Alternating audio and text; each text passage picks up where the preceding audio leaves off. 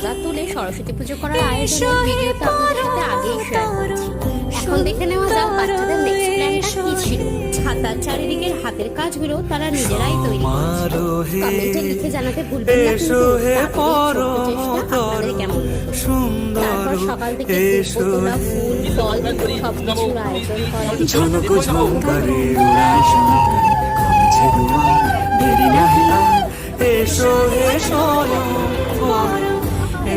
এসো এসো সুন্দর এসো